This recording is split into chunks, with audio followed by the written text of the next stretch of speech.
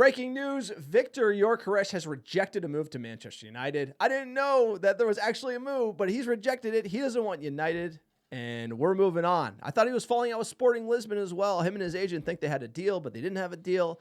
This guy's full of drama, and you know what? It's over, and I don't know if it ever started, but from the record in Portugal, a reputable source says he doesn't want United. We're out. We're out. So on to the next one. You know, we talked about the musical chairs that it relates to top European football clubs going for a striker. We need one. Arsenal needs one. Chelsea might not be done yet. Who's going to fall first? Victor. This Victor has rejected us, and you know what? There's so much noise around this, and it keeps changing day to day. Who knows what's real and what's not? At the end of the day, I don't want a player that just cares about Champions League football because we cannot consistently offer that as Manchester United, right? We're lucky to finish in Europa League, Conference League qualifications next year, given the season we just had. So I want a different Victor. I want Nigerian Victor, Victor Osimhen. So, hey, all good.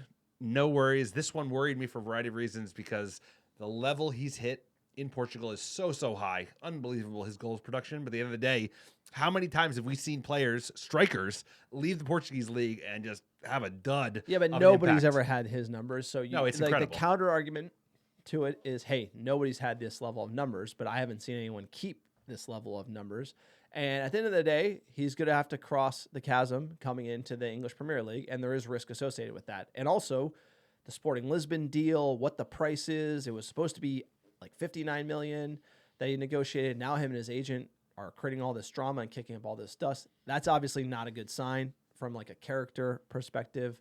He's like taking Sporting Lisbon off his socials and is doing this. I'm never playing with them. Fallout.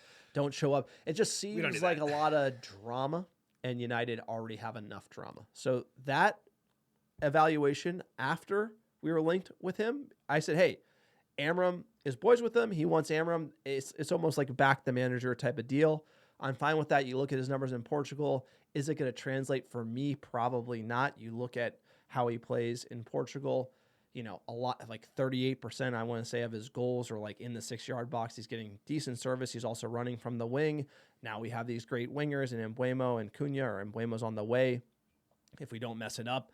So I just think his profile is sort of fading as far as the fit for Manchester United. And then you add the drama. I'm decently okay that we're not missing out on him. I think this would be great for Arsenal to spend like $80 million and bring him in.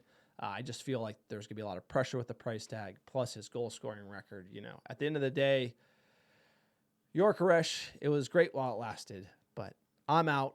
I never wanted him anyway, so that's kind of how it goes. You know, at the end of the day, like, strikers are going to move. He's selfish, acting selfish, and that's probably how strikers should behave. But at the end of the day, it looks a little too, he's all over the place. She didn't break up with me. I broke up with her. Yeah, at the end of the day, honestly, I'm more excited about Mbeumo joining Mitch. I know he's not number 9, but he has torn it up in the EPL. Victor Gyökeres would as well. He would do well. I mean, but you watch the goals. I don't know. You watch the I don't goals. know if he'd do well. He would do better than he would score high teens EPL. He would probably break 25 goals all competitions. I don't know. You don't think so? He's got to be able to with Mbeumo and Cunha behind him, Bruno Fernandes. We went to Portugal. I know, but the real thing is you watch the highlights, bro. The goalkeeping, the defending is such. It's not even in Portugal. It's not even a top 5 Benfica league. Benfica play Barcelona, and there was a disconnect in the level. And you look, and the number a lot of one penalties thing, too.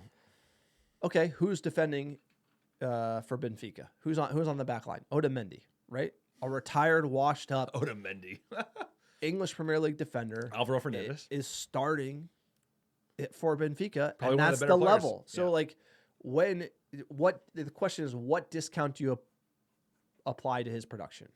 So there's going to be a discount. And when I watched all of his goals, the defense looks slow, and he looks slow. And it's one of those things where, does he have a finish in him? Absolutely. But is he going to get the space on the wing and be able to run at defenders in the EPL and have that time? He will not. I think his game is going to completely change. Now, the question is, how does he adapt to that? And is he a dog? And is he going to do the work?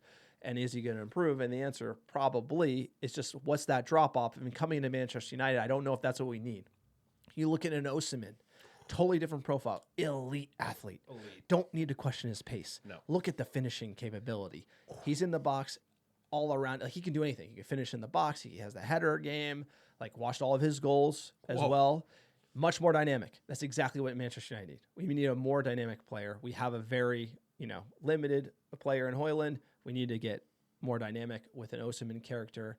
And that's kind of the profile, I think. And as this summer develops, you're going to see United linked to a lot of different strikers. But I like the Victor Osimhen path. He wants United. Why not? It's just the wages. We can make a deal. Make a deal. Get us to Champions League. You get the big wages. We're not there. Give him like a little carrot to work for. I think that's the best way forward. And I know the best striker in the world is Scandinavian, but something made me nervous about having 2 Scandinavian strikers at Manchester United. So I think Osimhen would be a great player for Højlund to work under. And like you said, he's so dynamic. He's such a dynamic player. He's produced at a top level. And like you said, that Portuguese league ain't this. He would do okay. I think he'd be a good player at United. He wouldn't come anywhere near the level of production, of course, that he had last season. But it also feels like set for a blow-up deal in the sense that, like, oh, United in a mess signed this, the top goal scorer in Europe, and he comes down to a thud at Manchester United. He also had, like, some really poor times in England, right? He was at Brighton. He was at Coventry. He did okay in the championship, but his performance in the league is not nearly as good because... Dude, think about the quality of defenders on a Brentford or a Bournemouth. It's like they're better than any defenders in the top league in Portugal. It's not Italy. It's not even Spain. So a lot of concern on this one. At 59 million pounds, that's one thing. But now they're talking about 80. Like you said, they're all over the place. And that's drama. It's like a deal you don't want to get involved in. No, it's like, too you'd messy. rather be It's looking messy. for like a simple Osimhen type deal. Sign him up. Get that attack humming. Replace Rashford's pace. We need it.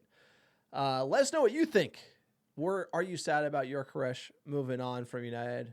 I'm not sad because we never wanted him anyway. Please subscribe to the American Red Devils, and we'll keep you posted on all Manchester United transfer news.